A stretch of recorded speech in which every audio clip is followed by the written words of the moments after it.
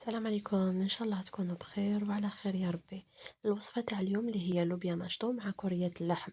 درنا الصوص حمراء، ان شاء الله تعجبكم. جات بزاف بنينه. عندنا اللحم مرحي، فلفل كحل، الملح، ثوم بودره وشويه تاع كمون اختياري. نزيدوا لها البيض على حسب كميه اللحم المفروم، ونزيدوا لها شويه تاع شابليو باش تجي رطبه بزاف، يقعد رطب اللحم.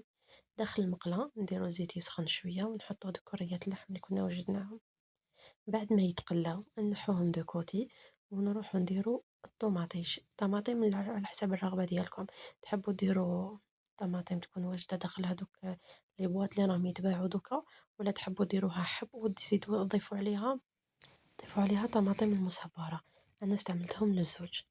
بعد ما طابت مليح ونحينا لها داك القشور الاختياري، نديرو لها لي زيبيس اللي هما نفس لي زيبيس اللي درناهم في الفيونداشي: ملح، فلفل كحل، ثوم، فلفل احمر، ما درناهش لهيه. ونزيدو لها شويه كمون اختياري كما قلت لكم قبيله. نخلوها تتقلى مليح. بعد ما تتقلى نعاودو نرجعو نحطو كريات اللحم اللي كنا وجدناهم من قبل، قليناهم هكذا باش يطلقوا البنه ديالهم ويطلقوا الزيت تاعهم داخل لاصوص طوماط. بعد ما يطيب كلش نخليهم يتقلاو شويه، نعاودو نضيفو لهم لوبيا ماشطو اللي كنا غليناها في الماء والملح، ونديروها لهنا نخلوها تتقلى شويه باش يدخلها المذاق تاع لاصوص وتاع لي زيبيس. هكا تمد بنه، تكون عندها بنه مليحه.